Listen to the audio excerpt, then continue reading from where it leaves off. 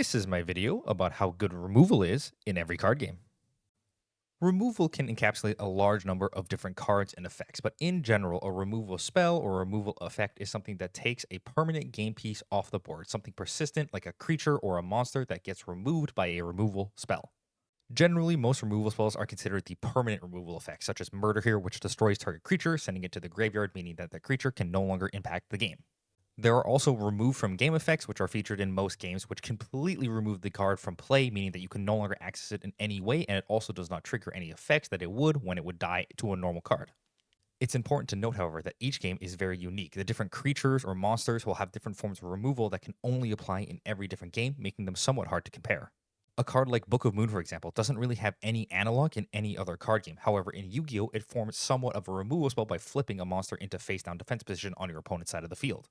These somewhat unconventional removal spells are a somewhat common thread among different card games, having different ways of enabling removal spells to be used. For example, Boss's Orders is the closest thing that Pokemon has to removal spell, and it doesn't really look anything like a removal spell in the traditional sense. All this being said, all the different forms of removal are present in almost every single card game, as there must simply be a way for you to destroy or remove your opponent's key pieces during the game to have some interesting back and forth between the two players, and that's what I'm going to be going over in this video. First off, Magic the Gathering. So how good is a removal spell in Magic the Gathering? For example, Murder Here, which simply destroys a creature for 3 mana. The answer is that it's very good. There's always a playable version of a removal spell that you can generally feature in almost any deck, from as low power of format as Standard to as high power of format as Legacy. Red typically features damage-based removal, which can be used as removal spells when pointed at specific creatures that have a certain amount of health or less, depending on how much damage the spell does. Lightning Strike, for example, here does 3 damage. We also have cards like Bushwhack, which makes creatures fight each other. The common way that green removes creatures is by having a larger creature fight a smaller creature, therefore removing the creature when it otherwise would not be able to be killed. Even in these less common removal colors, these removal spells are really important because of the powerful threats present in Magic. If you simply had a deck with no way to answer your opponent's creatures or meaningful threats, you would have a very, very hard time winning unless you were completely focused on killing your opponent as soon as viably possible.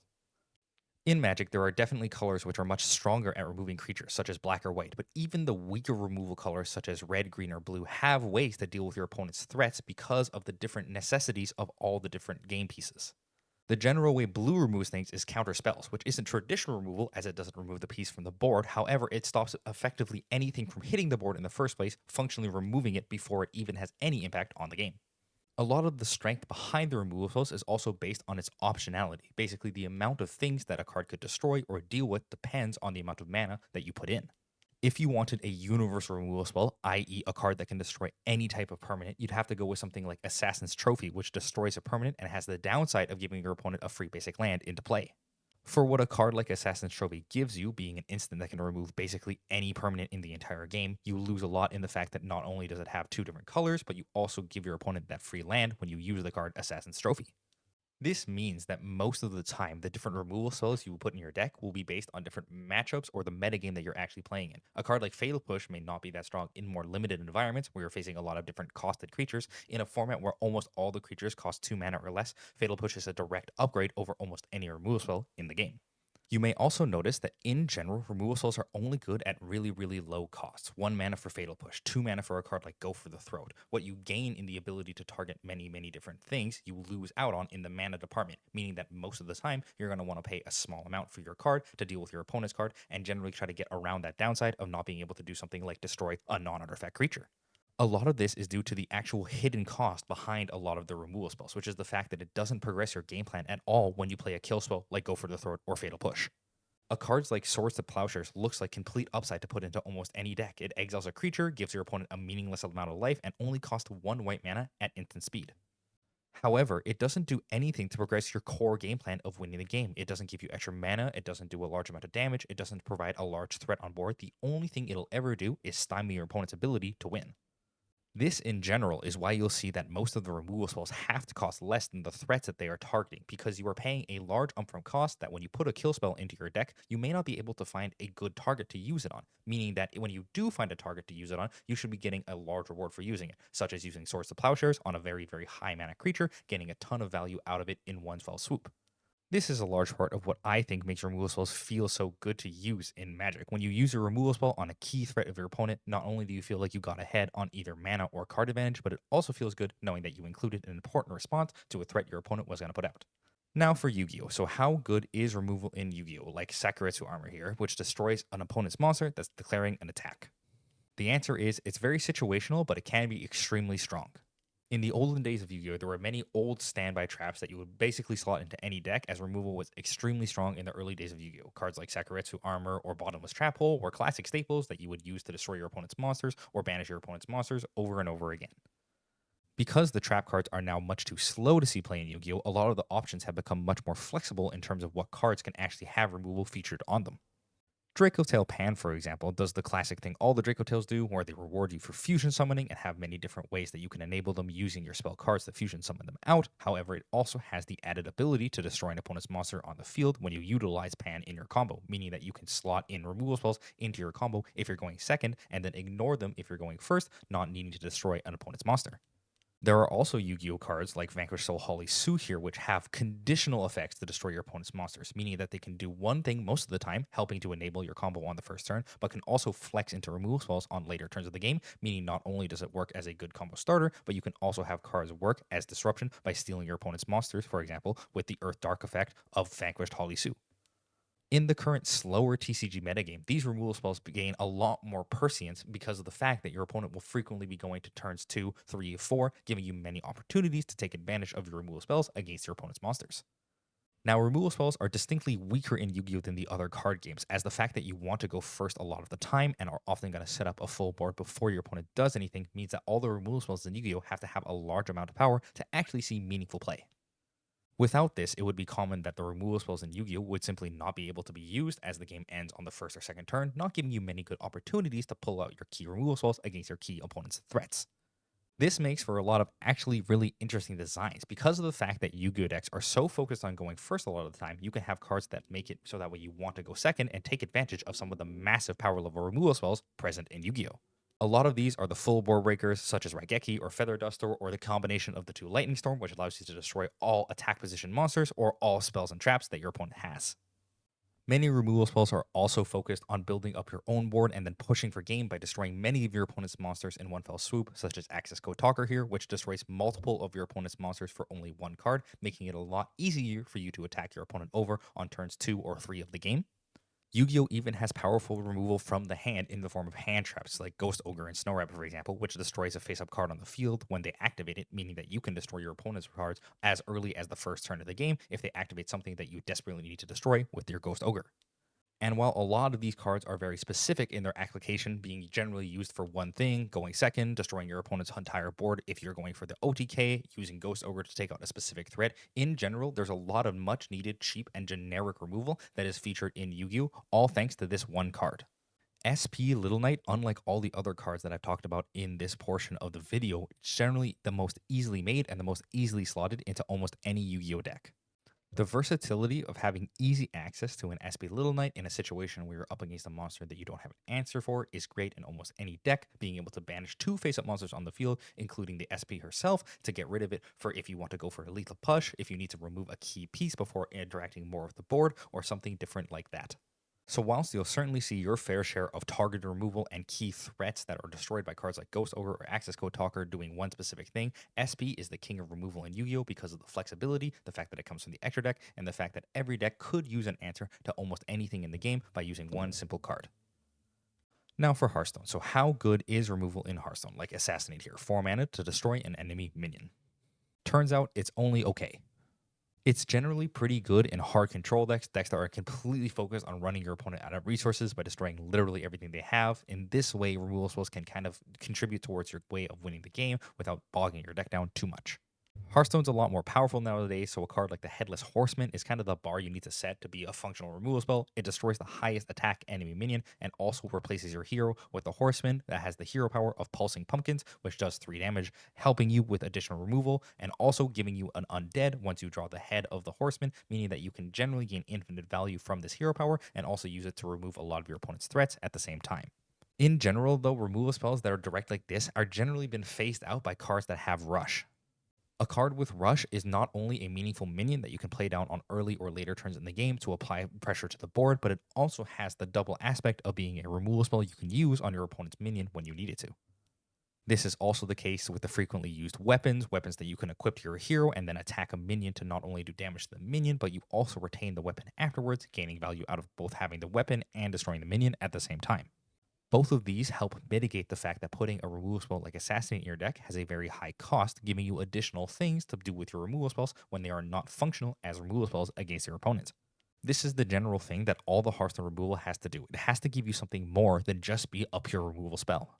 The original removal spells from the early years of Hearthstone were cards like Execute, which were very, very cheap, meaning that they had a meaningful impact for very, very low deck building cost and cost on the turn that you played it. If they weren't super duper cheap removal spells like Execute, though, they had to be hyper efficient cards. A card like Fiery War Axe, which can destroy 2 minions for only 2 mana and also apply 6 damage to your opponent's face if you are playing to that out. In general, though, as time has gone on, this has proved not enough. You can't simply have efficient removal because a lot of the removal is simply not good enough against many of the different decks. You can't simply have a strong weapon, as the downside of only dealing 6 damage to your opponent is actually pretty high in a deck where you're focused on using a weapon for removal. This leads to Hearthstone having a general need for do-it-all removal spells, a removal spell that functions not only as a way to help you stay alive against aggressive decks, but also a meaningful threat against control decks and everything in between.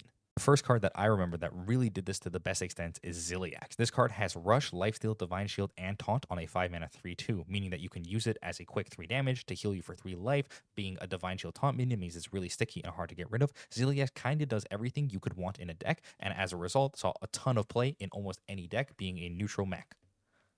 As Hearthstone has continued through the years, there has been higher needs for full heals, for board clears, for massive boards built out of only one card, which leads to the most powerful card and board clear that I've ever seen and is currently present in Hearthstone, Ziliax Deluxe 3000.